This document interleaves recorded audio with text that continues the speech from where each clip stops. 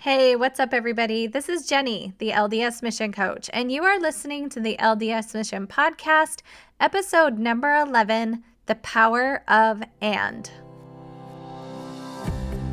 I'm Jenny, the LDS Mission Coach, and whether you are preparing to serve a mission, currently serving, a return missionary, or a missionary mama like me, I created this podcast just for you. Are you searching for epic confidence?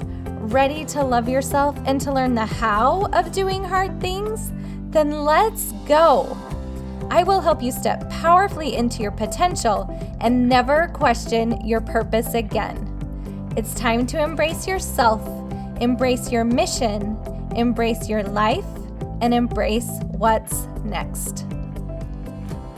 Hello, everyone, and welcome to the podcast today. Thanks so much for joining me. Some exciting things happening around here. I feel like I say that every week, but so much fun happening in my business. I am getting really excited to launch my new free resource for return missionaries. It's a 3-part video series that I'm super excited to share with you, hopefully give you some tools to use when you get home from the mission to help your transition go more smoothly. I'm also working on, in the horizon, sometime in September, being able to offer a free webinar to missionary moms where I can get you guys some help.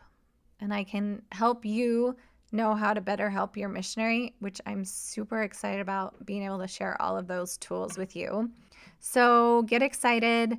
If you're not on my email list, you should hop on there. You can hop on my email on my Instagram or at my website, jennydildine.com, and hop on there so you don't miss a beat, so you can find out about all of the cool things that are coming up for currently serving missionaries, preparing missionaries, return missionaries, and for you missionary mamas. I'm coming for you in September.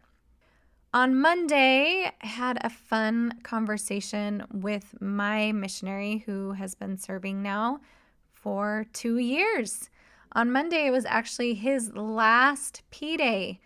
And I don't know if any of you can relate to this, but there's a lot of emotions kind of on that last conversation that you have with your family or with your missionary on that last P-Day. So I asked him, I said, how are you feeling? Because he comes home on Friday, and by the time this podcast airs, that will be the day that he is coming home from his mission.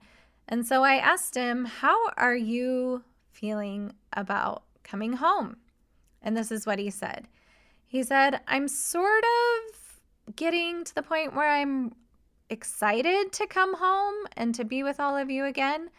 But he said, on the other hand, when I really actually start thinking about coming home and that my mission is going to be done, I start to tear up and get really sad.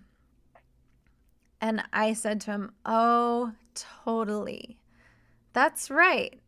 He's feeling exactly the way that we feel, particularly in these transitional times of leaving on a mission, coming home from a mission, even in other transitional times like graduating from high school, starting a new job after college.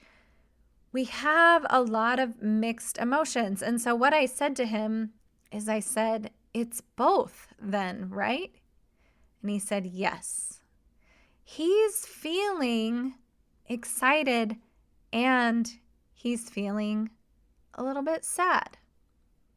And it's fine. It makes sense. He is feeling both emotions at the same time. And this is one of the reasons I decided to do a podcast this week on the power of the word and. It's a concept that I use with many of my clients, and it can be so powerful.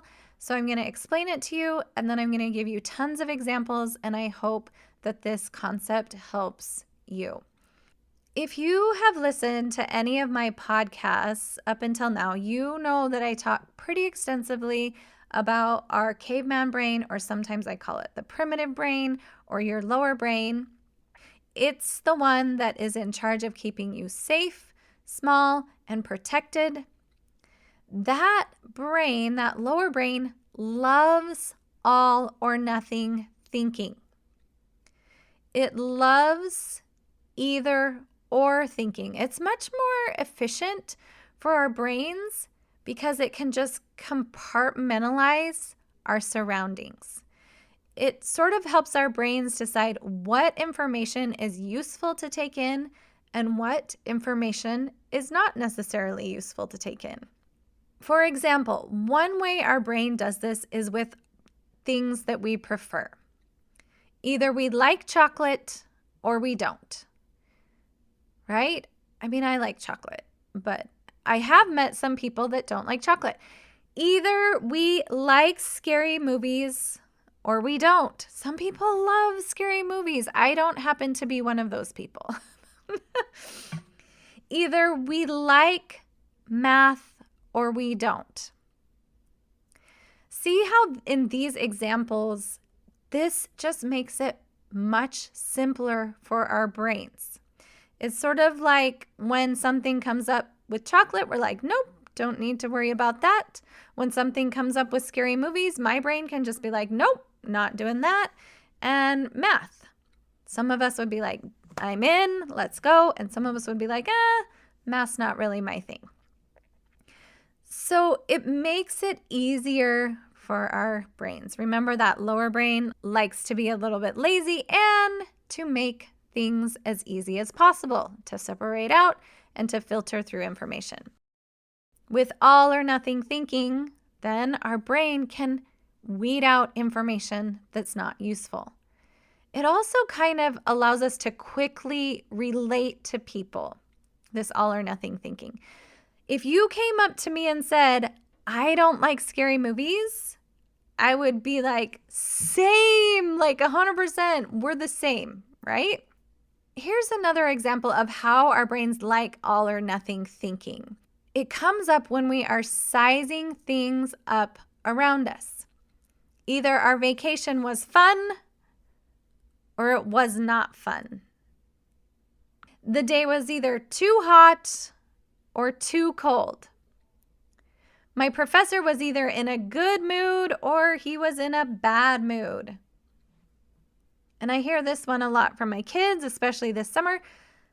I'm either having fun or I'm just really bored. Again, this is a way for our brain to kind of compartmentalize what is going on around us and the information that the brain is taking in. It can make better sense of the people in our lives. It can make better sense of the experiences that we're having. And it's basically a way for our brain to organize our world. Now, notice in all of these examples, I have used the words either or. Either the vacation was fun or it was not fun. What our brains like to do in this all or nothing thinking, or we can also call it either or thinking, is our brains put each option on one end of a spectrum. Typically, they're opposites. So like professor is in a good mood is on one end of the spectrum, and professor is in a bad mood on the opposite end of the spectrum. Or on one side with my kids, either we're having fun today or clear on the other end of the spectrum on that continuum is we're bored today. What happens when we do this, and our brains like to, but what happens is we end up picking a side. Our brain wants us to pick a side. And then what happens is our brains try to prove whatever side we believe, it tries to prove that belief true. And what is much more challenging for our brain is to hold two ideas at the same time, especially when to our brain they seem like opposites. It feels kind of uncomfortable to our brain because we experience some cognitive dissonance. And cognitive dissonance is the discomfort we experience when we are trying to hold on to those two opposing ideas. Our brain wants us to be in all or nothing thinking. It takes much more energy for our brain to hold both ideas at the same time. The problem with all or nothing thinking is when we subscribe to it, it inherently creates one option that is more desirable and one option that is less desirable. And then what happens is we get in this internal tug of war. Can you relate to this? It's where we get in those spinning thoughts like, I can't figure this out. Either I'm having fun or I'm bored and I can't be both. So then our brain tries to prove one true, but then we don't want to be bored. And we just get in this back and forth and back and forth. And that never feels good. But what's true is in between, I'm having a good day and I'm having a bad day, there are so many other options. Life actually has so much more like nuance to it than that. A little while ago, my youngest daughter was trying to tell me that either I liked watching the TV series Once Upon a Time with her, or I liked watching the ESPN series The Last Dance with my older boys. Notice how in her brain, it was either or. Either I liked Once Upon a Time or I liked The Last Dance. And maybe you find this in your day-to-day life too. Here's some examples for you. Either we are really struggling or we still want to be on a mission. Our brain kind of tells us it's one or the other. Either we judge ourselves too harshly or we love ourselves just the way we are. Here's another example. Either we have let COVID send us into worry fits or we know everything is going to be just fine, no problem at all. Either we've studied well enough for a test or we're going to get anxious that we might mess it all up. Another example, either we feel confident in the dating scene or we want to hide and feel insecure about who we are. Do you see how all of these are opposite polar ends of a spectrum when it comes to the mission, judging ourselves, COVID, studying for a test, and feeling confident? Here's a couple more for you that our brain tries to give us all or nothing thinking. Either we're an obedient missionary or we stay up a little later than we should. Our brain tells us those are two opposite ends of the spectrum. Here's another one. Either we are not sure how we feel about our reassignment or we have perfect faith that there's a higher plan. Our brain tells us we can't, it's not both. We have to pick one. But so often, my friends, it's both. It's both ends of the spectrum. We can land somewhere in the middle with one of my favorite words in the English language, which is and. When we use the word and, we make room for both options. We can drop that tug of war within ourselves. We make room for the nuance, for the gray, for the compassion, for the acceptance, and all of it. It sounds a little bit like this. I'm struggling on my mission and I still want to be here. Or it sounds like this. I sometimes judge myself too harshly and I love myself just the way I am. Here's another example. I have let COVID kind of send me into worry fits and I also know that everything is going to be just fine. Here's the other one. I am an obedient missionary and sometimes I do stay up a little bit longer than I should. We can be both. We can be obedient and sometimes stay up a little longer than we should. Here's the one that has to do with the test. I studied well enough for the test and I'm also anxious that I might mess it all up. Or in the dating scene, I feel confident in the dating scene and sometimes I want to hide and feel insecure about who I am.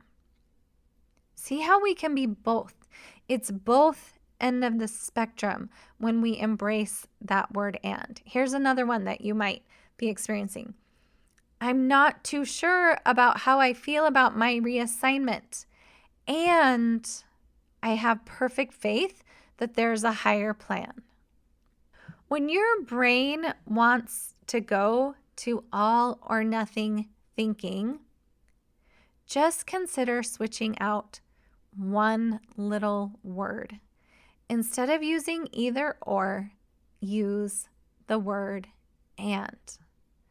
Just like I told my daughter, I love watching Once Upon a Time with you, and I love watching The Last Dance with your brothers. It's both. I'm both. You are both. So go ahead and give yourself the gift of compassion and abundance. This word and brings us to acceptance, compassion, and abundance for where we are. It's an acceptance of what is true for us. Our brains want us to go to either end of the spectrum, but we can be both, and we are both by simply using the word and. Your roommate is not right while you are wrong. Your roommate or your companion is right and wrong sometimes too. And what's true is you are right and also wrong sometimes too. One of my favorite scriptures uses this idea of the word and in 2 Nephi 2:25. Now, missionaries love to quote this scripture all of the time, but they typically leave out the first part of the scripture. This is the one about men having joy. And when I hear missionaries like quote this scripture and make graphics about this scripture and ask questions about this scripture, they say, men are that they might have joy. And we sometimes just quietly skim over the first part of the scripture.